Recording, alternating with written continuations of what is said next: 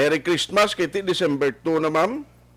Yes, Christmas na gid.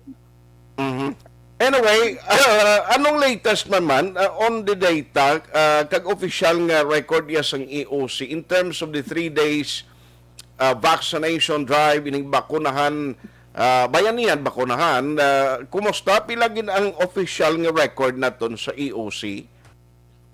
Well, actually, ang aton kagapon sa earlier nga pagtali sa tanan mga vaccinations nga ginhimo sa halin sang November 29 at sa December 1, nakakuha kita 67,828 ka vaccinations ang nahimo sa bilugan sa tatlo ka adlaw nato nga campaign, no? However, may mga late reports pag yun nag-abot kaya may ara kita mga vaccination centers nga bukas asa sang gabi na kay may mga pila pa.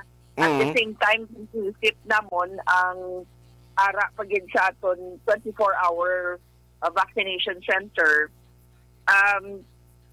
Nakita ta nga ang actual gid ang kun i-total gid ang tanan-tanan na nakalabot kita 70,000 plus, no, sa aton nga Grabe. total vaccinations for the 3 days. But even ang una naton nga total kay in fact nag-congratulate na ko sa aton mga vaccination teams sa almost 68,000 naton nga numbers. It was very good gid kay maayo gid ang nakuha ta nga mga numbers na surpass naton ang aton nga target, kag at the same time di lang na surpass aton ang target nato kasi ang aton nga target mas manubo actually sa quota nga ginhatag sa aton sa national government, and yet na surpass naton pati ang sa national government nga quota nga ginset nila for Bacolod City. Nga una anay nag-apila pa kita because we felt nga daw siya do gikataas nga daw hindi tigid ma-reach, but sa bulig sa aton nga pag-aggressive na pagpangampanya upod sa aton mga kabarangayan, ang mga barangay captains kag barangay officials, ang aton mga BHW, ang mga BHERD gid pabulig naton mag-campaign gid nga magpabakuna ang mga vaccinated sa mga barangay. Nasibot makita sa turnout sa mga manugpabakuna, gusto magpabakuna sa aton mga vaccination centers. So meaning, ang bayo ini at least ang 3 days, ang 66,000 ang ginhatag sa aton so ang DOH nga daw mo ang quota nga dapat target naton nga labuton na surpass. Nalapawan pa naton kag possibility kung sobra 70 mas dako pagid no kay way pa nakasulod ang iban nga data. Pero ma'am, ano subong may mga schedule pa kita vaccination drive today kag nano man may instruction from national nga ma-extend until Friday? No, well, wala kami kabaton sa official nga communication for the extension.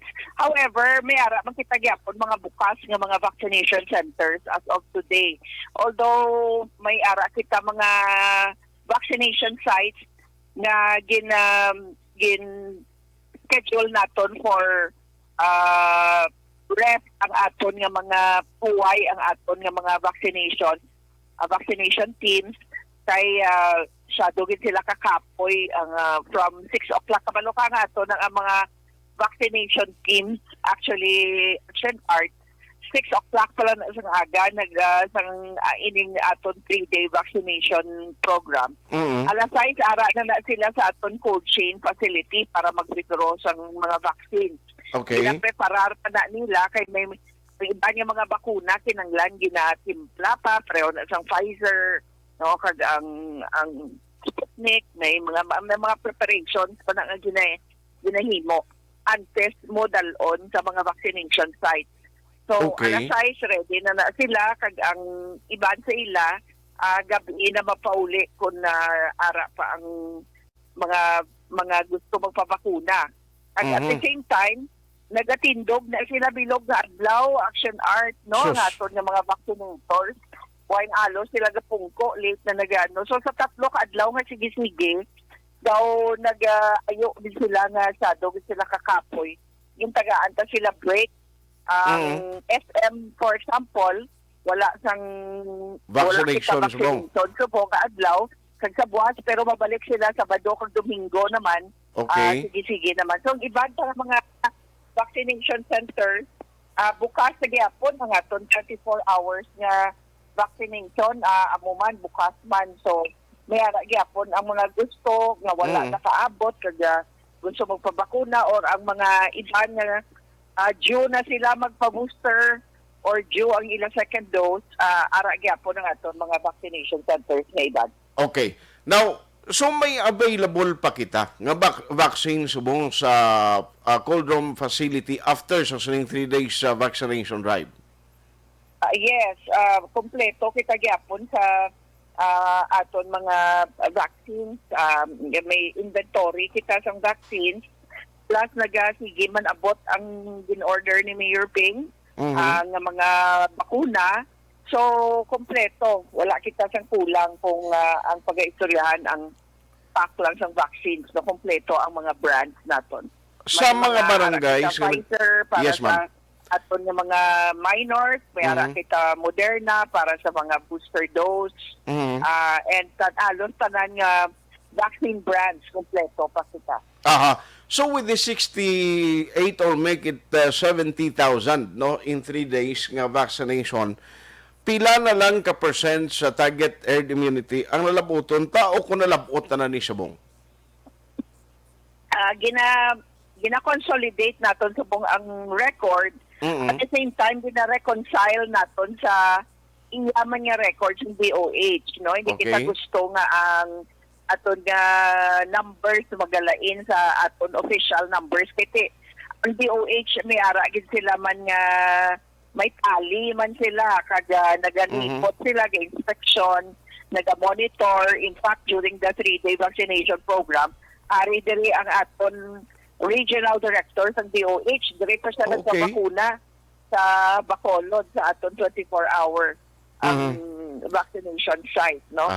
Si Dr. Edwin Miraflor ang naghatag sa iya sang bakuna. So, gina-reconcile naton subong ang tanan nga record. Kag gina-update kay may balaan mo action art, medyo ulihin na ang uploading kay isado ka voluminous ni ang mga documents, no? Imaginon mo bala kung may ara ka 66,000 or 68,000 ka mga ginbakunahan mo, 68,000 man nga upload ka pages nga document ang upload. So, imagine ang volume ng mga documents. May ara kita ginagather pa na, ginakuha pa na sa tagsa ka barangay vaccination center, sa mga hospitals, kundi may mga vaccination centers lang kita. So, gina-upload na, once na makompleto, kag ma-reconcile naton sa iya records ng DOH, then we can come out kung pilagid ang kulang pa naton para mag 100% ang aton nga eligible population. But we are confident nga ara na tada na yon sa numero ngayon na. Okay. So, inita lang nga numbers yung ilawag mo that includes sa first dose, second dose, and of course sa booster shots. That's correct, yes. Eksakto na siya action art. Ang pediatric, dala na da ang first, second dose, ang pedia, kag ang booster dose. Okay. Now, Ari ma'am, since nga tisubong ang ginaistoryahan the Omicron variant, which ang latest information sa US, breaking news na nga dito sa California, may na-record na dito, no? It was confirmed, no less than sa ilang health officer or officials. Now, ano ang mga ginahimo naton subong nga pag panghanda sini? Would it be possible that the Bacolod City through sa mga inyo pag-meeting dira, why pa man nakakam up into suggestion nga most probably or most possibly ibalik ini ang ginapatuman nga paggamit sang espas or what? As of now, actually, ang ato nga ginasunod pa man lang is ang entry, no, ang pag-regulate lang sang entry sang mga pasahero na halin sa mga pungsod nga ara sa red list. So far, wala pa man sang additional nga mga restrictions nga ginhatag except for those passengers lang action art. No? Okay. So far, wala pa. Although, ang announcement sa Department of Health sang isa pa kadlaw nga the moment may ara nga makasulod nga a detected case of Omicron diri sa Pilipinas, automatically iga-elevate sa national government, sa IATF, ang alert level status. Okay. So, muna siya ang magiging epekto, no? Kag ang itapagid is recommendation nga igabalik ang face shield. Paggamit ng face shields. Although may ara pagid man may response dara ang World Health Organization nga as of now hindi pagid man time nga ibalik ang mandatory nga paggamit ng face shields at ginatugyan nila sa individual, sa mga persona, no, sa mga tao para sa aton. Kung ikaw gusto ka maggamit ng face shield, you are free to use it. So as of now, voluntary gapon. So far, muna ang mga preparations. Kaga, lastly, of course, Sean Gid, amo man nagyapon ang ginaduso na additional protection para sa aton. Okay. Ang vaccination para sa mga tao nga unvaccinated pa. Ma'am, isa lang gid, no? Gusto ko ni maklaruan. Magkikapon ang report nga Kasun Marlon si Attorney Ray Diaz, ang provincial administrator sa province, nakamuno parti sa mga South African itong nakasulod although nga diri naginman sila gali nagatrabaho. Anong latest siniman? Kaya ang ambal niya may ara kuno nagamit nga address sa Bacolod pero hindi to siya nationality sang taga South Africa kundi daw nagatrabaho dito nga ang gingamit kuno nga address Bacolod do nagpastro siya kay para mapapos ang pag-travel.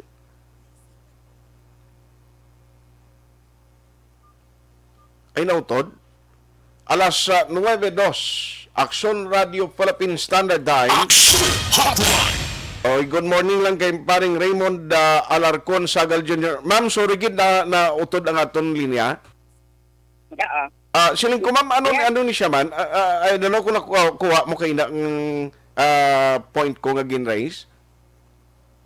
Sorry, nautod. Wala ko okay. Kaya hindi bati isang question. Siling ko bala, kundi kahapon nagambal si Attorney Fernando Diaz, ang provincial administrator, nga siling niya may mga nakasulod din, no, nga nagbalik din ka nagatrabaho mga taga South Africa, kag sinilati, wa sila malutsan, pero may isa kuno ma'am nga trabaho lang dito sa South Africa, nagpauli sa Negros, actually Southern Negros, pero nagpastro sa Bacolod, nga daw ang gingamit yung address, Bacolod City, nga mo to doon naghapos ang pagsulod niya. Actually, Action Art, hindi niya OFW or returning Filipino citizens ang tatlo nga nakasulod. Ang tatlo nga nakasulod, foreigners, ini sila, foreigners. Okay. In fact, South Africans din sila. Yes, kay ang ilang nga embassy nag-contact na sa aton. Kag at the same time, consultant ini sila sa isa ka kompanya nga based diri sa Negros. Okay. So pagsulod nila, nagdiretso sila sa LGU kung sabihin sila may assignment. Kag part of the protocol is mag-quarantine sila upon arrival, no? Muna ang protocol sang pag-abot nila diri sa Pilipinas. So nagsugod na sila actually quarantine sa out of town, no? Sa La Carlota, Manapla, kaga sa isa pa dito ka LGU. Okay. So, nagsugod na sila quarantine. Now, nag-coordinate sa aton 3 days ago nga gusto nila i-dalon diri sa Bacolod. Sa hotel. Ang tatlo ka foreigners, kag diri diri nila tapuson ang ilang quarantine. So naturally, maski gabi na to nag-meeting kami sa EOC kag ang aton nga mga doctors, kag we have agreed kag ang opinion sa aton nga mga doctors is that para ma-maintain ang principles ng infection control kag ang essence ng quarantine. Amo nang ginatawag quarantine, mapahimuyong ka, hindi ka kagwa, hindi mo nga panimalay, hindi ka magiyo, limit ang imo nga movement para hindi ka come in contact sa iban pagin nga mga tao. So ang recommendation natin is puso na lang nila ang quarantine dito sa mga LGU kung sa diin sila nag-quarantine sa Subong. Imbes nga pabiyahiyon pa sila sa Bacolod, na-expose pa ang iba ng mga tao, mas damo nga tao. So amo na nga ito nga nangin recommendation. Now may isa pagid returning overseas Filipino worker OFW nga halin man dito sa South Africa. Kung nagsulod siya sa Bacolod pero wala siya nag-agi sa Bacolod, nagdiretsyo man siya sa iya nga banwa man, kundi siya nga out of town ang iya nga final destination. So yes, ang question art nga nakasulod gamit ang Bacolod. Espasa nagamit siya sang espasang Bacolod ang iya gibut nga destination. Kaya kung sakay ka sa aeroplano, ang why man nakabut nga sila, kundi Bacolod ang ginabut nga destination. Okay. So siguro basi na misunderstand niya, amo nang iya kagin flight. Pero it did not make any difference. Amo na ang gina-insist ko sa previous pa nga mga issues, kag sa mga previous pa mga interviews, nga ang ining SPAS is a travel management system. Hindi ni siya contact tracing system. So pareho lang, nakasulod sa Negros, nagamit SPAS ang Negros, nakasulod man to ang 3 ka foreigners. Okay. Now, ang returning overseas Filipino, nagsulod, nag-apply sang SPAS via Bacolod, nakasulod man. Pero diretso sila sa ila final destination. I see. So anyway, kabay pa, nung ma-settle na ni kag makaplastar kita, puliway na sa masulod nga Omicron variant sa aton sa Pilipinas so that hindi man magkambyo ang aton travel guidelines, ang pila ka mga ginapatuman sa gobyerno nga mga protocol. No? Kay kabudlay na kung may-ari na kita case day, kaya ang DOH mismo, gambang hindi mapunggan, makasulod gina sa Pilipinas. So, ma'am, ma-update kami karon sa imo sa udto. No? Kung may aragi man latest update, especially ang final na number sa inyo record so that ma-report naton sa pumuluyo diri sa Bacolod. Salamat kin ma'am for the time. You're welcome. Stay safe. God bless. Salamat. Good morning. Good morning. Action Hotline.